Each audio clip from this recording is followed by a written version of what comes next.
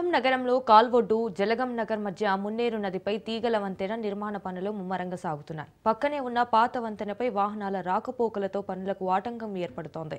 ఇటు తీగల వంతెనకు రెండు వైపులా అప్రోచ్ రోడ్డు పనులకు పాత వంతెనపై తిరుగుతున్న వాహనాలు అవరోధంగా మారాయి. దీంతో ఇక్కడ మున్నేరు నదిలో బొక్కలగడ్డ జలగం నగర్ మధ్య పురాతన లో లెవెల్ కాజ్వే చెప్టాను ఆర్ఎండ్బి అధికారులు పునరుద్ధరించారు. నదిలో శిథిలమైన చెప్టాను తాత్కాలికంగా నిర్మించి తారు వేసి వాహనాలను మళ్లించారు. దీంతో పాత వంతెనపై వాహనాల రాకపోకలను 2 రోజులు నిషేధించనున్నారు. దీనికి సంబంధించి మరింత సమాచారం మా ప్రతినిధి ఉపేందర్ అందిస్తారు.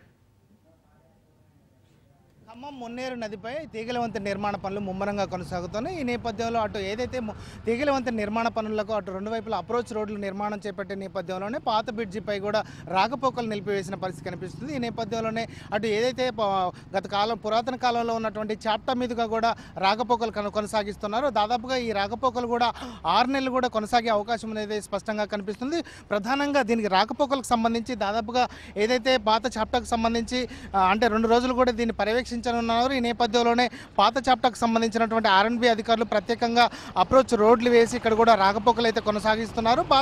ఏదైతే పాత బ్రిడ్జిపై ఉన్నటువంటి దాదాపుగా 100 సంవత్సరాలు పూర్తి చేసుకోవడం, అదేవిధంగా కొంత నాణ్యత కూడా కోల్పోవడంతో అక్కడ రాకపోకలు కూడా కొంత హెవీ వెహికల్స్ని అయితే నిలిపివేసిన పరిస్థితి కనిపిస్తుంది. ఆ నేపథ్యంలోనే గత ప్రభుత్వం ప్రత్యేకంగా 180 కోట్ల వ్యయంతో కూడా తీగల వంతెన నిర్మాణం చేపట్టింది. ఏదైతే దుర్గం చెరువులో ఉన్నటువంటి తీగల వంతెన నిర్మాణం లాగానే ఇక్కడ కూడా తీగల వంతెన నిర్మించాలని చెప్పేసి దాదాపుగా 380 మీటర్ల వెడల్పు అంటే పొడవుగా ఈ తీగల వంతెన నిర్మాణం చేపడతారు. కాలవొడ్డు అదేవిధంగా జలగం నగర్ మధ్య మాత్రం ఈ రహదారిని అయితే నిర్మాణం చేపట్టనున్నారు. ఈ నేపథ్యంలోనే అటు ఏదైతే తీగల వంతెన నిర్మాణానికి కొంత ఆటంకం ఏర్పడడంతో మాత్రం దాన్ని పాత కాజ్వే పై ఉన్నటువంటి అంటే కాలువ మధ్యలో ఉన్నటువంటి పాత కాజ్వేని పునరుద్ధరణ చేపట్టారు. అటు ఆర్మీ అధికారులు కూడా 2 రోజులుగా దీన్ని అయితే పర్యవేక్షిస్తారు. ఆ నేపథ్యంలోనే పాత బ్రిడ్జిపై కూడా రాకపోకలను కూడా నిలిపివేసే అవకాశం అయితే స్పష్టంగా కనిపిస్తుంది. ఎందుకంటే దాదాపుగా ఏదైతే తీగల వంతెన నిర్మాణం దాదాపుగా 6 నెలల పాటు కొనసాగే అవకాశం ఉన్న నేపథ్యంలోనే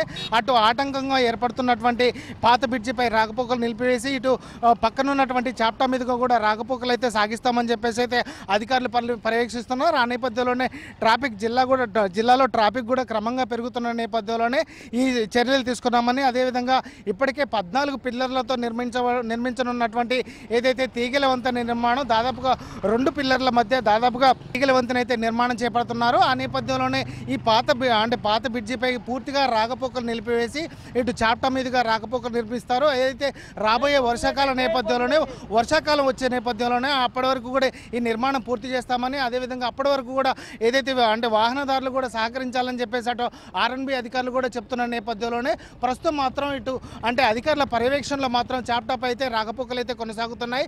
ప్రస్తుతం అయితే 2 రోజుల తర్వాత మాత్రం పూర్తిగా రాకపోకలు అటు బ్రిడ్జిపై నిలిపివేసి దీని మీదనే పూర్తిగా రాకపోకలు కొనసాగిస్తామని చెప్పేసి చెప్తున్నారు. ఆ నేపథ్యంలో జూన్ వర్షాలు వచ్చే నేపథ్యంలోనే పూర్తిగా అది తీగల వంతెన నిర్మాణం మాత్రం అటు పునరుద్ధరణ చేసి అది నిర్మాణం చేపట్టి పూర్తిగా వినియోగంలోకి తీసుకొస్తామని చెప్పేసి అధికారులు చెప్తున్న నేపథ్యంలోనే తాత్కాలిక నిర్మాణం కోసం మాత్రం ఈ చాప్టాను అయితే వినియోగిస్తున్న పరిస్థితి జిల్లాలో కనిపిస్తుంది.